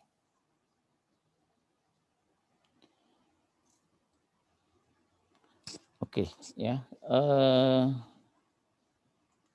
Coba tadi Jeremy Sabam tadi, ya? Halo? Ya, Pak. Yang tadi Jeremy Sabam, ya? Jeremy Gogo, Pak. Oh, Jeremy Gogo. Ya, sekarang Jeremy Sabam. Halo Jeremy Sabam. Halo? Hadir, Pak. Ya. Yang bagian penting bagi auditor, ya, tadi adalah mengumpulkan bukti, ya. Bukti antara lain dianggap bisa menyimpulkan kalau dia relevan, reliable, sufficient, ya. Nah, relevan kaitannya dengan tujuan auditnya, ya, langkahnya apakah bisa menjawab tujuan auditnya apa tidak. Nah, sekarang kalau balik ke tanah, tujuan auditnya auditor ingin membuktikan, ya, tadi adanya sekarang apakah tanah perusahaan misalnya yang ada 100 parcel tanah, ya, akan disampel tadi misalnya 20 parcel, itu kah 20 parcel tanah itu milik perusahaan apa tidak? Kira-kira langkahnya apa, dan langkah itu memperoleh bukti yang memang relevan, reliable, dan cukup apa tidak, sehingga bisa dibuat keputusan. Maaf, Pak, bisa diulangi pertanyaannya, Pak? Tadi Ya. agak putus-putus Jadi suara Bapak. kan terkait dengan auditor dapat laporan keuangan, dan laporan keuangan salah satunya ada akun tanah. Nah, auditor ingin meyakinkan apakah tanah ini wajar apa tidak disajikannya, ya.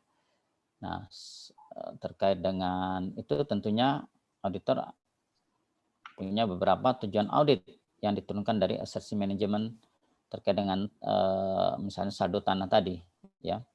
Salah satu asersi manajemennya adalah bahwa tanah yang disajikan di neraca misalnya 30 miliar, ada 100 lokasi tanah yang berbeda, ya.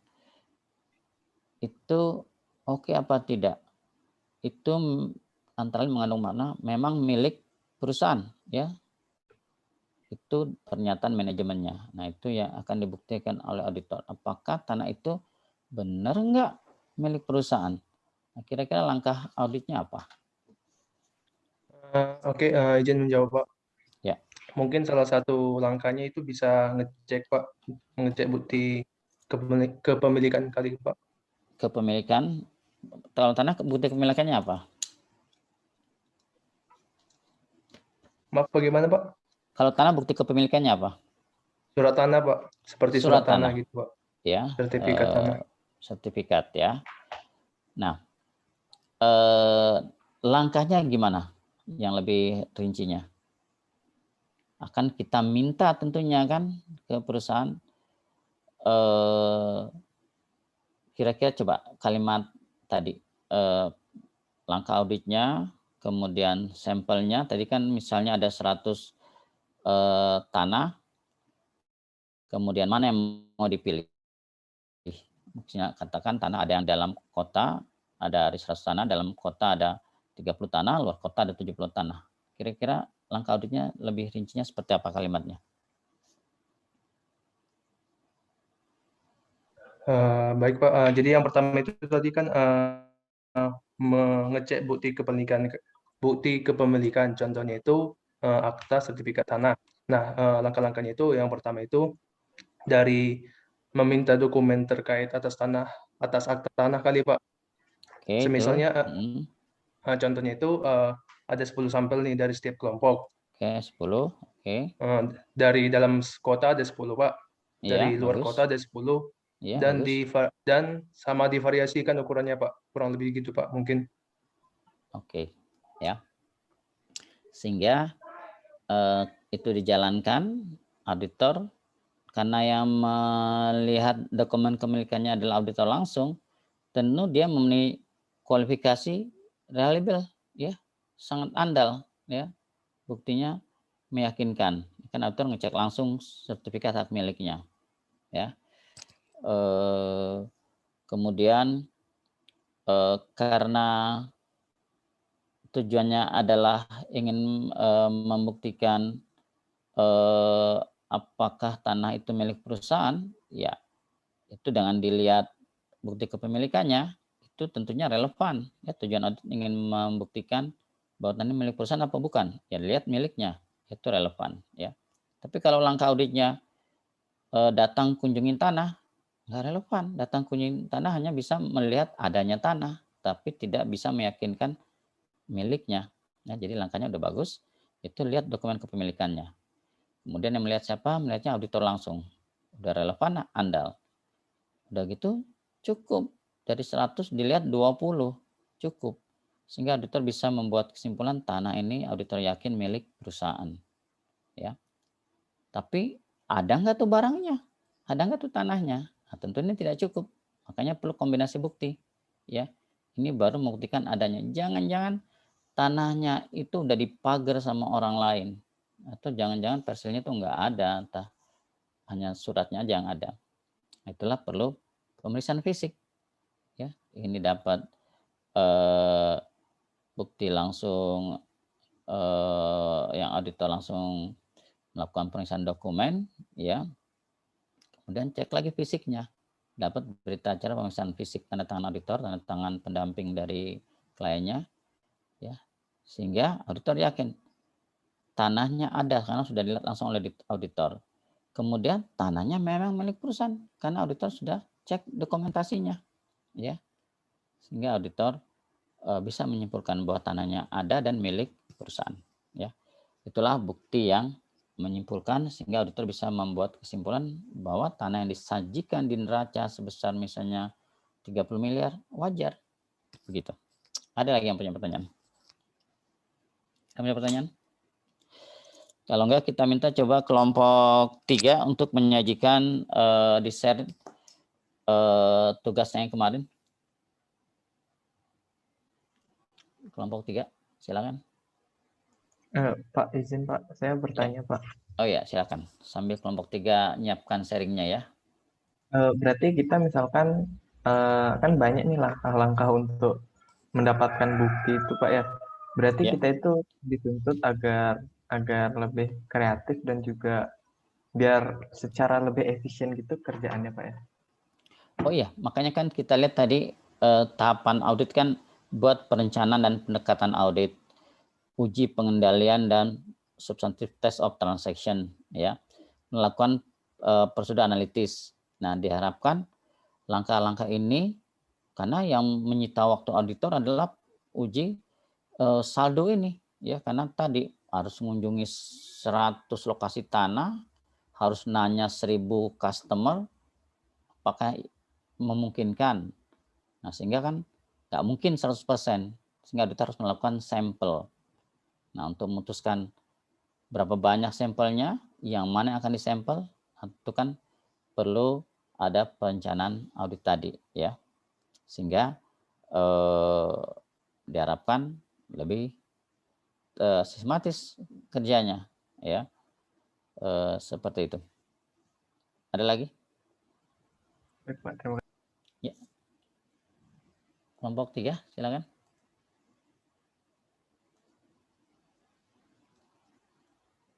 Ntar saya stop share ya. Ya.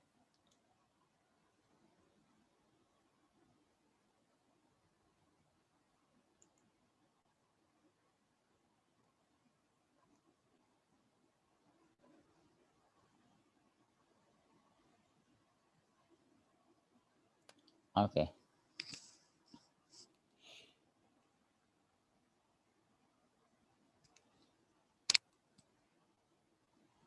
Ya, silakan.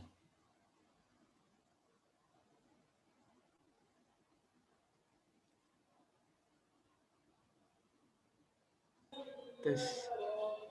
Ya, selamat sore Pak, selamat sore teman-teman. Ya, selamat sore. Kami dari kelompok 3 akan mempresentasikan hasil pengerjaan kami mengenai tugas yang kemarin. Mohon maaf jika ini sebenarnya substansinya masih sangat umum dalam langkahnya. Nah, ini kan tugasnya kemarin itu kita mengaitkan dalam tabel ini ada asersi tujuan audit umum, lalu dari tujuan audit umum ini kita menentukan tujuan audit khusus. Itu spesifik kita bisa berbeda-beda, dan kemudian bagaimana langkah auditnya. Dalam kasus ini yaitu perusahaannya itu PT Digital Indonesia. Nah, tujuan asersi manajemen itu kan yang berkaitan dengan saldo, karena ini tugasnya tentang saldo, ada 5 sampai 6 ada 6 asersi manajemen. Kemudian tujuannya hampir mirip sih sebenarnya, tapi di dalam penilaian dan alokasi itu dirincikan lagi bagian akurasi, cut off, hubungan yang rinci, dan nilai yang dapat direalisasikan. Nah, misalnya yang nomor 1 ini asersi manajemennya adalah existence, dan tujuan audit umum yang berkaitan dengan saldo akun itu juga existence. Maksudnya jika dibuat tujuan audit khususnya, jika dirincikan lagi existence dalam saldo piutang kita ini maksudnya apa. Nah, yang kami bahas itu tujuan audit khusus itu yaitu bagaimana nilai saldo piutang yang dicatat memang ada atau eksis pada tanggal neraca. Kemudian langkah prosedur audit untuk mendapatkan tujuan audit khusus ini, yang pertama kami itu melakukan PT Digital Indonesia perlu melakukan perancangan dan perencanaan pendekatan audit dengan menilai risiko salah saji yang material itu ada pada fase yang pertama. Kemudian yang kedua itu melakukan pengujian pengendalian saldo. Pengendalian saldo, apakah saldonya itu wajar. Dan kemudian yang ketiga itu melaksanakan prosedur analitis dengan membandingkan nilai saldo piutang PT Digital Indonesia dengan total penjualan bulanannya. Ini bisa kita lihat dari beberapa dokumen. Kita minta kita minta dokumen yang menunjukkan data penjualan dari PT Digital Indonesia, dan dari data penjualan itu kita perlu lihat apakah semua penjualannya ini benar-benar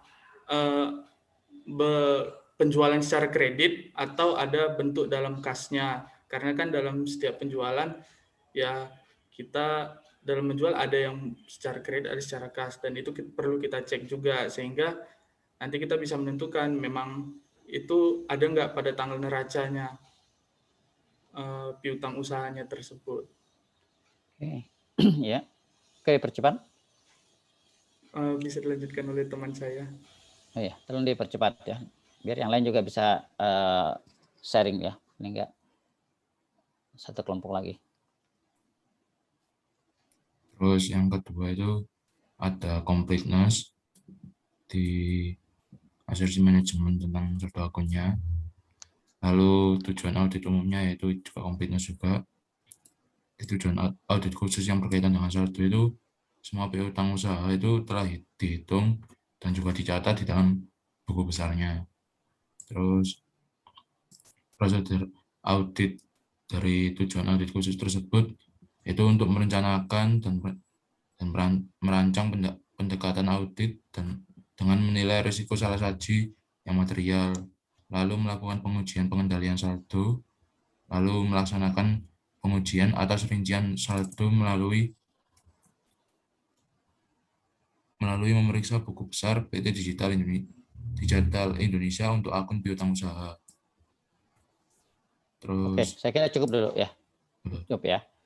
Mungkin Ya. kelompok kedua coba untuk yang tujuan audit lainnya, asersi lainnya.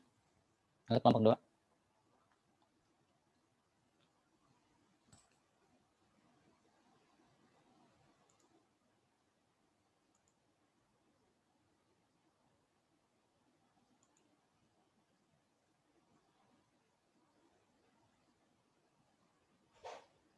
Kelompok kedua, silakan.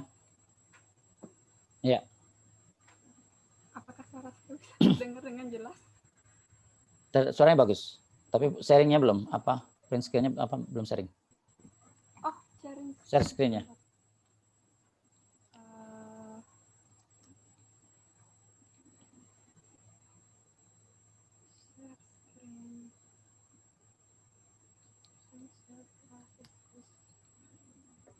Apakah sudah ada, Pak? Ya, sudah. Ya. Pada ini mau menjelaskan Sebentar, belum muncul. Belum muncul. Oh, udah. Bisa agak pecah nih. Agak pecah. Gimana ya? Kalau sekarang? Ya sudah dibaca aja, nggak apa-apa dibaca aja.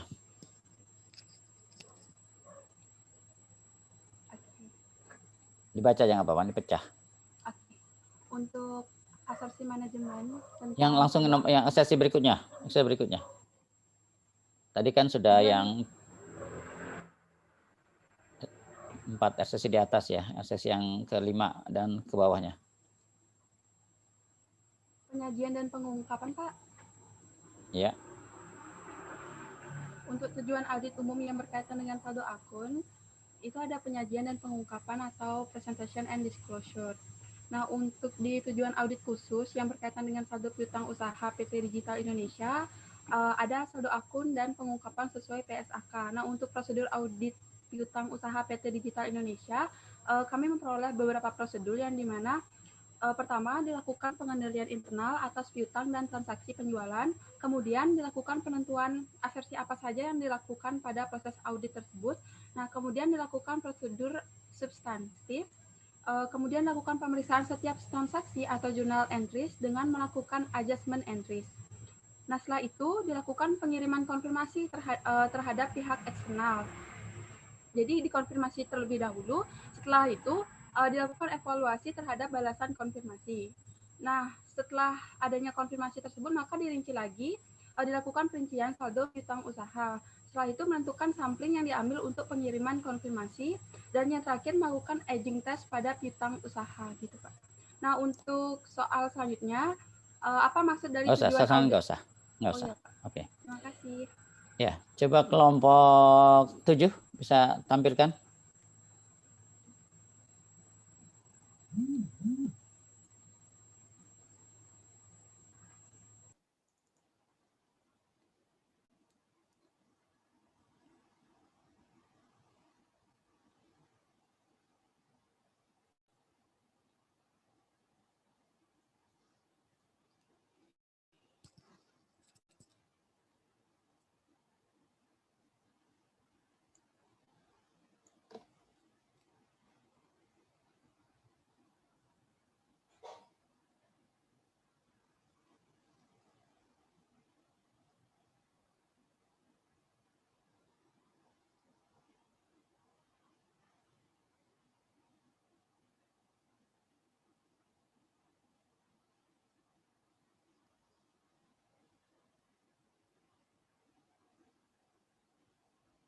Halo, nomor 7. Rian? Sebentar ya, Pak. Oh, oke.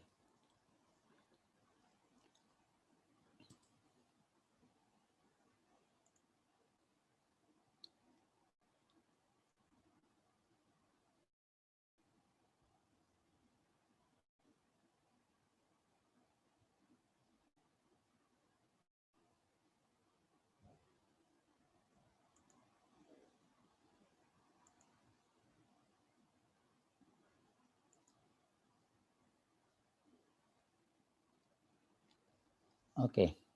Mungkin yang 1-2 aja yang dijelasin, ya.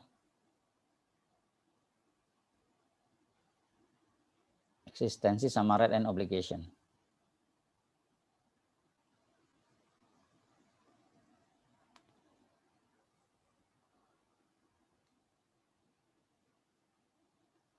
Halo? Dimulai aja.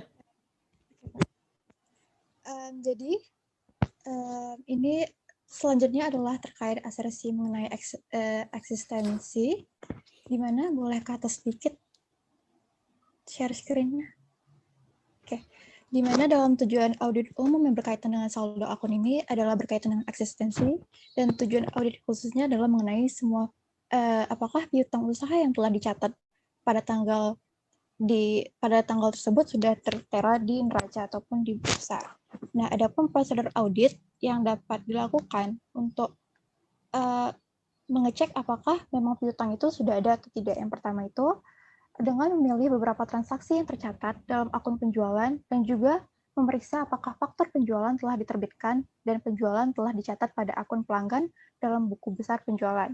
Yang kedua, menelusuri sampel dokumen pengiriman ke faktur penjualan dan mencocokkan kuantitas yang tercantum.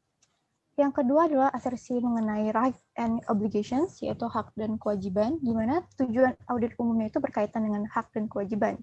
Sedangkan tujuan audit khususnya berkaitan dengan perusahaan memiliki hak atas piutang usaha dan klien mempunyai kewajiban untuk melunasi utang usaha tersebut. Di mana untuk maksudnya prosedur audit terkait asersi manajemen tersebut ialah yang pertama, mengirimkan surat konfirmasi positif atau negatif untuk memastikan bahwa klien masih memiliki piutang usaha. Konfirmasi positif yaitu konfirmasi yang meminta debitur untuk memberi jawaban baik jumlah yang tercantum dalam konfirmasi itu disetujui debitur atau tidak. Sedangkan konfirmasi negatif yaitu konfirmasi yang meminta debitur untuk memberi jawaban hanya apabila jumlah yang tercantum dalam konfirmasi tidak disetujui. Prosedur yang kedua adalah apabila konfirmasi yang dikirim ke debitur tidak dijawab, maka dapat dilakukan pemeriksaan penerimaan kas pada periode berikutnya dan mencocokkan dokumen atau faktur penjualan saldo piutang yang ada pada akhir tahun. Sekian, terima kasih Pak. Ya. Ada yang punya pertanyaan? Tidak Pak, belum Pak. Ya, tadi saya share di grup, coba tolong dibaca ya. Udah tolong dilihat ya.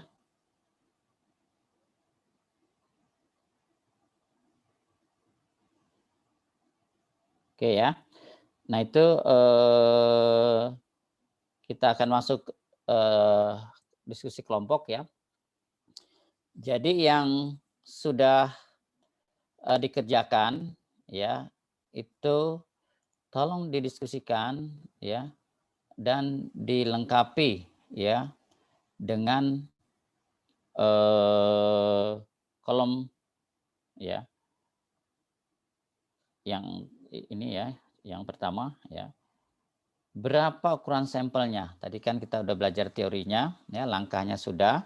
Sekarang kita asumsikan ya piutang ya, misalnya nilainya 10 miliar, ada customernya 1000, kemudian dari 1000 customer itu bisa kita kelompokkan, yang nilainya di atas 100 juta ada 200, yang nilainya antara 10 sampai 100 juta ada 300, yang kurang dari 10 juta ada 500 customer. Ya, jumlah transaksi katakan 100.000 transaksi lah, totalnya banyak transaksi mereka. Nah, sekarang diskusikan, putuskan ya dari masing-masing langkah tadi ya, berapa ukuran sampelnya. Kemudian di kolom berikutnya yang mana yang mau dipilih ya. Kemudian kapan akan dilaksanakan, dan itu masuk jenis bukti mana? Apakah bukti pemeriksaan fisik atau rekalkulasi atau apa? Ya, nanti di-upload ya. Sebagai tugas kelompok keempat ya. Ada yang punya pertanyaan? Izin Pak, bisa diulang tadi yang 100 juta yang jumlah piutangnya ya kita asumsikan 10 miliar. Oke. Kemudian customer-nya ada 1000 ya, account receivable-nya ada 1000. 1000 itu dibagi 3 kelompok, lebih dari 100 juta ada 200 customer. Yang AR-nya antara 10 sampai 100 juta ada 300 customer ya. Yang AR-nya kurang dari 10 juta ada 500 customer ya. Jumlah transaksinya katakan 100.000 transaksi, seluruhnya banyak transaksinya. Itu tolong diskusikan ya, dengan tadi kita udah diskusi teorinya ya, bahwa auditor harus membuat 4 keputusan tadi ya, untuk langkah-langkah auditnya lebih sistematis. Langkah-langkah auditnya, ukuran sampelnya, mana yang mau dipilih, kapan mau dilakukan, dan ini masuk jenis bukti yang mana langkah-langkah itu. Oke, ada lagi yang punya pertanyaan?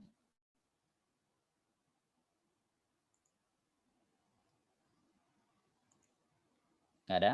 Oke ya, kalau nggak ada, silakan masuk ke room-nya masing-masing untuk didiskusikan. Ya.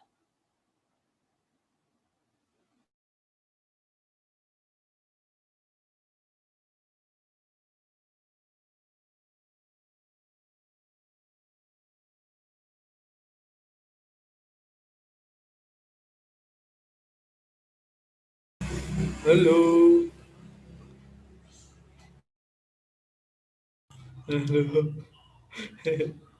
Halo.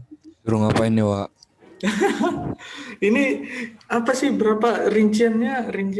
Aku masih nge-record sih. Ini yang ter-record kita ya atau gimana? Ya itu gimana ya? Kalau recordingnya gini, yang ter-record kita atau apa? Atau aku pause aja recordnya? Bisa di-pause ya? Bisa. Coba. Oke. Ya udah di-pause aja.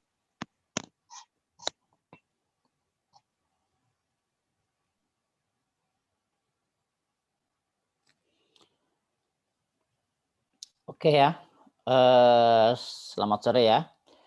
Coba dari kelompok 6 bisa di-share sementara tugasnya ya, walaupun belum di-upload.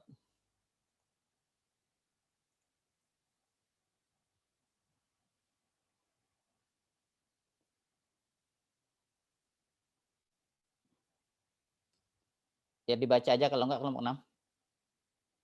Kalau bisa ditampilin, kalau enggak ya minimal dibaca ya. Baik Pak, sebenarnya ada gangguan dalam menampilkan. Oh. Baik. Oke. Terkait, kami berikan contoh beberapa ya Pak. Jadi terkait asersi manajemen penilaian dan alokasi, yaitu tujuan audit terkait keakuratan. Jumlah yang sudah ditampilkan dengan jumlah akurat sesuai dengan pengungkapannya. Tujuan audit khususnya itu apakah harga yang dicantumkan itu sudah sesuai dengan apa yang seharusnya, atau bisa dikatakan apakah piutang tersebut sudah wajar atau belum. Di mana prosedur audit piutang usahanya dilakukan dengan melakukan pengecekan ulang setelah semua akun yang terkait dengan piutang telah dinyatakan secara material atau wajar. Jadi anggapannya ini tuh seperti pengecekan terakhir terkait piutang tersebut. Apakah piutang tersebut perhitungannya sudah benar ataukah piutang tersebut sudah dinyatakan secara material atau belum. Lalu di sini kami menggunakan sampelnya, yaitu mengambil 50 customer dengan piutang terbesar, karena kita melihat bahwa customer terbesar itu memiliki potensi dengan potensi kesalahan material yang lumayan berdampak bagi perusahaan. Lalu kita mengambil 125 customer untuk piutang di antara 10 hingga 100 juta dan 25 customer untuk piutang di bawah 10 juta. Jadi kita di sini seperti lalu item yang dipilih adalah akun-akun yang mempengaruhi saldo-saldo piutang tersebut, seperti bad debt expense ataupun AFDA, di mana prosedur audit akan dilakukan ketika seluruh akun-akun lain yang berkaitan dengan piutang usaha telah diaudit dan dikatakan wajar, di mana jenis bukti audit yang diperoleh adalah inspection. Lalu selanjutnya terkait klarifikasi, di mana tujuan audit khususnya adalah untuk menguji dan mengonfirmasi materialitas piutang dalam neraca saldo lama dan menanyakan terhadap manajemen terkait piutang jangka panjang yang terkait dengan entitas atau yang mempengaruhi entitas secara besar. Apakah ada piutang yang perlu diperhatikan? Jadi karena ini berkaitan dengan materialitas, tentunya piutang dengan ukuran paling besar yang kita perhatikan lebih banyak, di mana kita memperhatikan 50 piutang terbesar, lalu 30 dari piutang antara 10 sampai 100 juta, dan 20 dari piutang paling kecil. Oke, cukup ya. Berikutnya kelompok 1 bisa ada yang di-share barangkali share screen atau kalau nggak dibaca saja.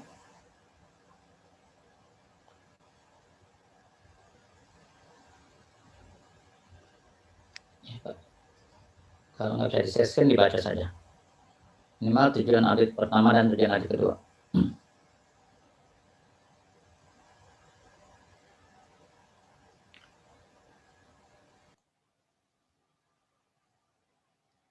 Ya, kelompok 1 siapa yang mau jadi jubirnya? Bernardus atau Christian?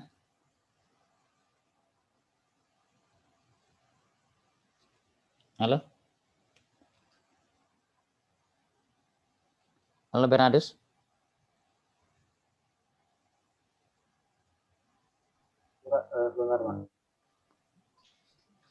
Baca aja, kalau nggak boleh di-share, dibaca aja, nggak apa-apa. Nih waktunya aja udah mau habis ya.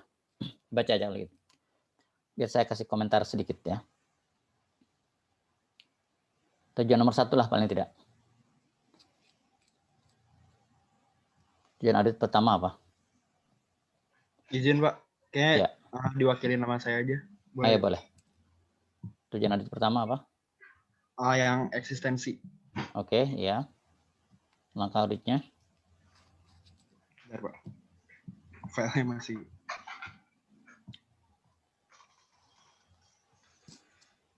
Sebenarnya yang kelompok kami belum ini Pak, masih apa? Tadi agak ngacak juga karena terburu-buru ya. Jadinya langsung ke yang ukuran sampel Pak. Oh iya, nggak apa-apa. Sama yang di tabel kedua itu. Nah, jadi tadi hasil diskusi kami pilih untuk ngambil 10% dari total customer-nya. Ya. Terus item mana yang akan dipilih itu dari 50 customer dari yang di atas 100 juta, terus 25 dari yang 10 sampai 100 juta, dan 25 lagi dari yang di bawah 10 juta. Iya, 10 juta. Terus untuk waktu pelaksanaannya itu mendekati akhir tahun, Pak. Agar jadi kalau mendekati akhir tahun itu, bentar. Piutang yang diterima perusahaan selama 1 tahun itu udah tercatat semua gitu, Pak. Dan mampu menunjukkan keberadaan saldo akun piutang perusahaan selama tahun berjalannya. Terus jenis bukti audit yang diperoleh itu ada pemeriksaan fisik dan inspection, Pak. Pemeriksaan fisik itu apa maksudnya? Jadi langkahnya apa coba? Kalau inspection kan langkahnya apa? Tergantung langkahnya. Iya Pak. Nah makanya tadi kita di kelompok kami itu agak ngacak juga, jadi langkahnya itu belum langsung ke yang sampel-sampel ini Pak. Oh. mungkin di anggota kelompok lain boleh menambah. Oke, saya kira cukup deh. Terima kasih banyak ya. Oke, makasih cukup ya. Jadi memang waktu mengumpulkan dimundurkan ya sampai jam 10 malam ya. Saya berharap ya langkah auditnya diperbaiki ya. Tadi kan sudah ada yang menyampaikan, mungkin dibuat summary-nya juga. Langkah auditnya ada yang langkah standar baku ya, misalnya menghitung ulang, men-scan, menelusuri, membandingkan ya. Nah, itu bisa dipakai kalimat-kalimat itu sehingga kan tahu oh jenis buktinya apa ya. Nah, tergantung dari tujuan auditnya ya. Tujuan audit piutang misalnya ingin membuktikan apakah piutang itu ada. Mungkin akan melangkah auditnya, kalau ada tanya aja tuh sama yang punya utangnya ya, mungkin akan melakukan konfirmasi ya, kita tanya ke yang punya utangnya. Nah, mengkonfirmasi ini tentunya juga langsung juga menjawab akurasinya ya, karena angkanya langsung dia state ya, betul nggak utangnya 120 juta. Oh ya betul, saya transfer juta. Berarti piutangnya juga ada, kemudian angkanya akurat gitu kan ya. Nah, itu tolong sekaligus diperbaiki langkahnya ya, mengacu kepada yang di bab 6 itu kan ada contoh langkahnya ya. Sehingga dari langkah itu tentukan berapa jumlah sampelnya, sampel mana yang akan dipilih, kapan akan dilakukan ya. Kemudian ini tentunya kan kalau langkah ini jenis buktinya udah kelihatan bukti apa. Ini kita nggak ada benar salah, namanya proses belajar. Saya kira sudah bagus ya. Tolong dilanjutkan ya, ini bulan puasa bisa sebelum buka puasa disubmit ya, sehingga habis buka puasa udah nggak ada tugas lagi ya, harusnya nggak lama ya, paling setengah jam lagi udah selesai, 1 jam lah paling ya. Itu ada yang punya pertanyaan ya, jadi saya sarankan langkah-langkahnya diperbaiki mengacu kepada yang di buku bab 6 ini ya, sehingga lebih baku barangkali. Ya tidak harus. Ada yang punya pertanyaan sebelum kita akhiri? Tidak, Pak. Oke. Ya sudah ya, tolong diselesaikan ya tugasnya, karena ini proses belajar ya, mungkin tidak sempurna, tidak apa-apa, tapi minimal kita sudah sampai kepada tahap tujuan audit yang tadi berasal dari pernyataan manajemen. Tujuan audit khusus ini yang kita pikirkan langkah-langkah untuk mencapainya ya. Langkah-langkahnya saya lihat masih banyak yang bersifat umum ya, nggak apa-apa, namanya proses belajar. Saya kira kalau bisa diperbaiki yang lebih baku langkah-langkahnya, ditambahkan jumlah sampel, item yang dipilih, kapan akan dieksekusi, dan ini masuk kelompok bukti mana, sehingga bab 6 kita lebih mudah, lebih dalam lah memahaminya. Oke, saya kira cukup ya. Selamat sore ya. Untuk tugas individu melihat IRPS ya, buat summary-nya. Untuk tugas kelompok nanti mungkin akan di-share di WA Group ya. Oke ya, selamat sore, selamat berbuka puasa yang berpuasa. Selamat melanjutkan diskusinya ya. Oke, selamat sore. Silakan. Terima kasih, Pak. Terima kasih, Pak. Terima kasih, Pak. Terima kasih, Pak. Terima kasih, Pak.